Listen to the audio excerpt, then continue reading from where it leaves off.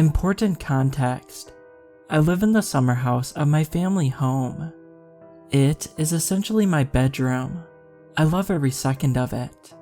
Rule number 1, never leave the house after midnight.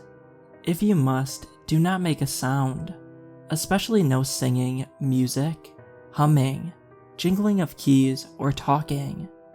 Rule 2, never forget to lock up. The shed may be open, shut it, and don't look outside. Rule 3, lights will flicker when you turn them off. Do not leave the room until the flickering has stopped. Rule 4, if you see a person in the corner of your eye, look at it directly in the eyes and wait until it disappears. Rule 5, if you see a man hanging in the living room, leave, shut the door, lock up, and go for a walk. He should be gone when you get back. Rule 6, never leave a candle burning, not even for a second, while you use the bathroom. If it can burn, it will. Rule 7, when you get halfway up the garden, look at the moon. If it's full or waxing, you're safe. Anything else, refer to Rule 8. Rule 8, if anything goes wrong, run to the summer house. Lock the door without jingling the keys. They hate that noise. And close all the blinds. Put a film on and watch its entirety. Rule 9, fall asleep with a video on. It will be switched off at the plug by morning. Ignore this. That means you pleased them. Rule 10, the fridge is never to be turned on nor opened. Either will attract them. Refer to Rule 8 if you can. Rule 11, if there's a light on in the house, go inside and turn it off. Refer to Rule 3. Rule 12, you will need to drink during the night. Your throat will be scratchy and dry. Only carbonated beverages are to be drank after 12. Rule 13, any open containers will become dangerous after 11 p.m. Ensure all lids are firmly screwed on. Rule 14, moths and spiders will appear around 1 a.m. Catch and release every single one. Do not fall asleep until you do this. Rule 15, take the pills with your name on it. Make sure your name is spelled correctly. If it is not, throw them over your left shoulder.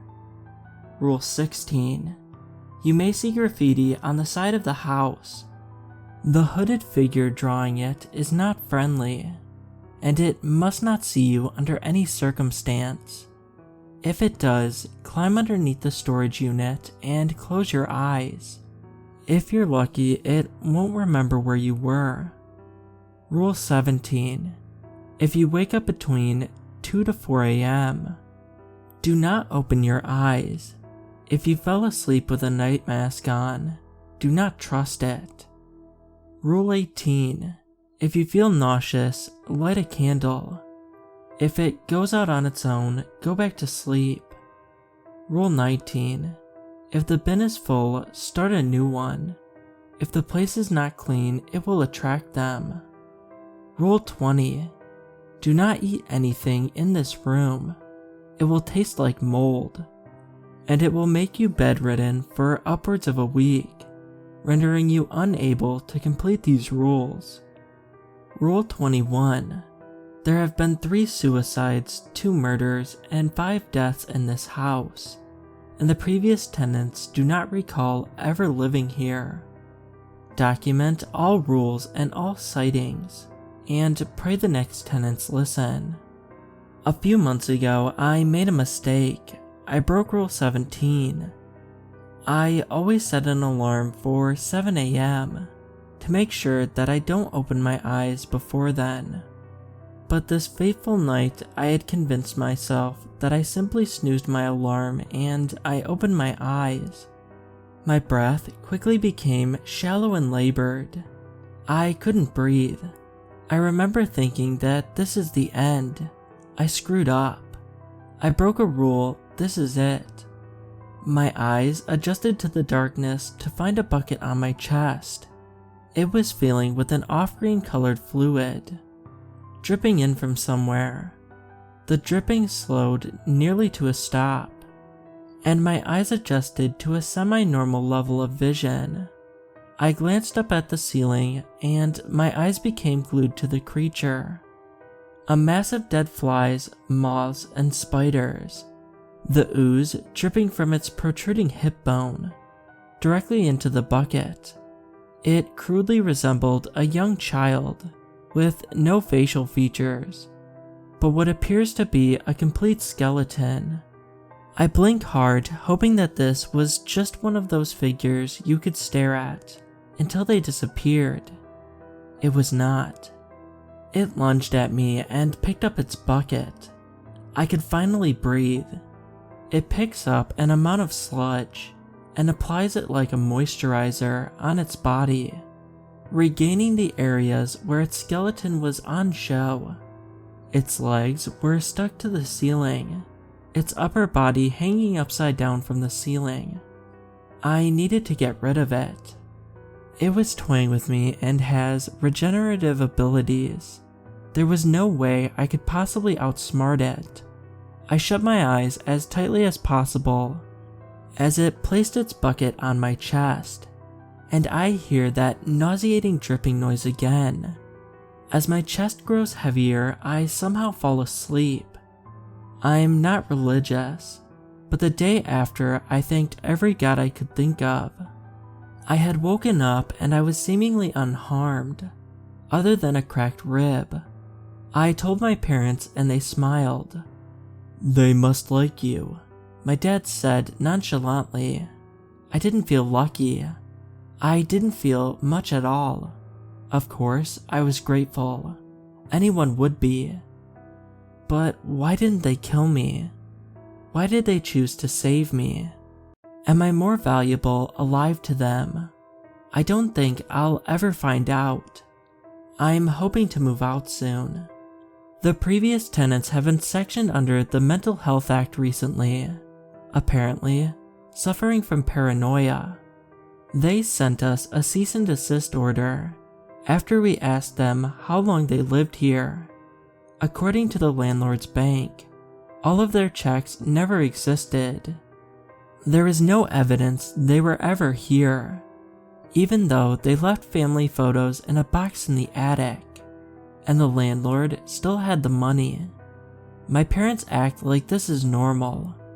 They don't seem concerned at all. My brother seems unbothered. There's something off with them. I hope my summer house keeps me sane. Update. This next part was written in the original post, apparently by me. A commenter alerted me to it, so big kudos to them. But what the hell?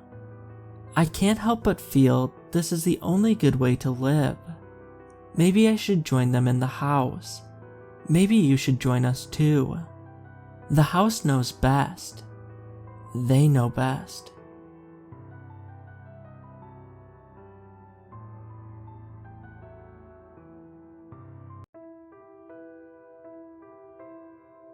The thing is, I was distracted by his teeth.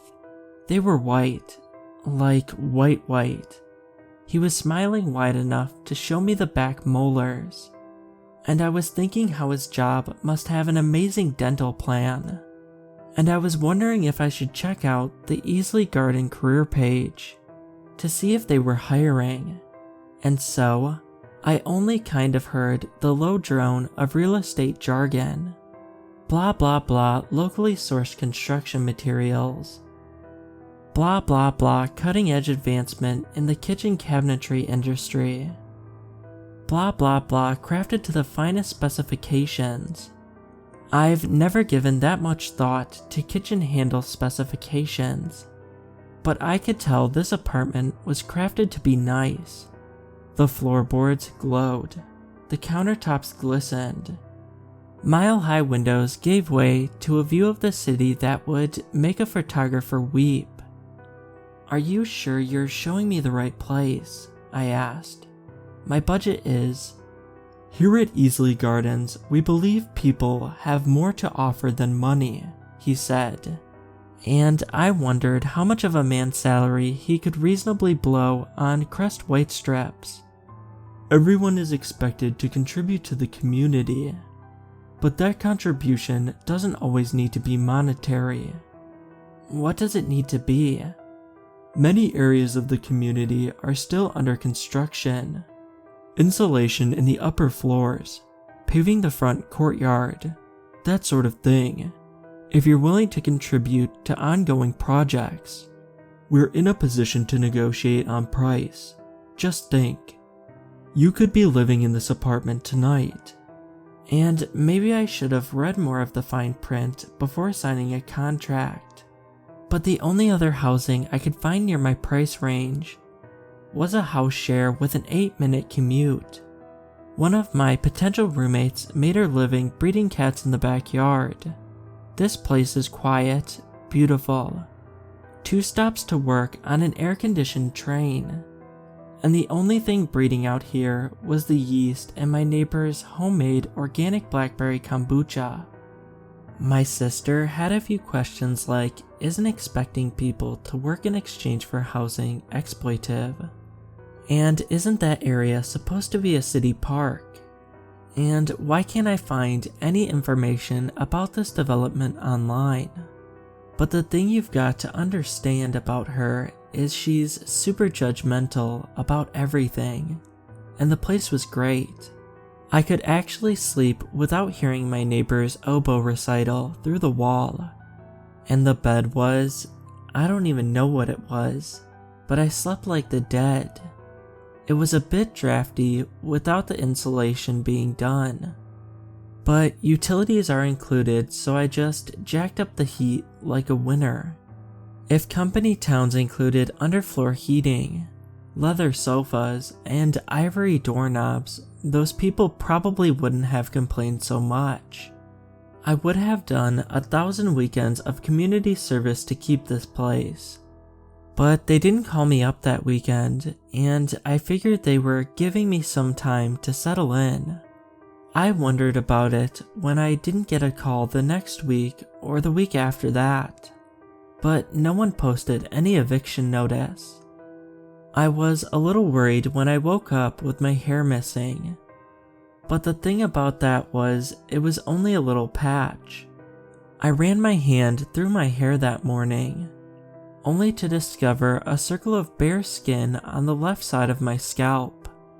And the apartment did get warmer after that. They finished the insulation and sent me a card thanking me for my contribution, even though again, I did not pick up a set of tools that whole month. I thought about calling them to admit that I hadn't worked on it, but like my sister said, there's no trace of the development online. Maybe I should have put things together then, but seriously? Who loses some hair in the night and thinks it's being used for building insulation? That's crazy. I'm not crazy. That's crazy. Only here's the thing. Today, I was helping customers at work when my mouth was suddenly filled with blood, which isn't an ideal quality for the mouth of a customer service representative at a wholesale market to have. So my boss sent me home to sleep it off. And as I was taking those 2 stops on the train, I nudged the cotton wool aside with my tongue to feel that I was missing 2 back molars, one on each side, and it happened in a second. It didn't even hurt. They were just gone. When I got to my development, I noticed that the front courtyard was finally paved over. I tried not to look down as I made my way to my front door. But the thing is, I did, and it was teeth.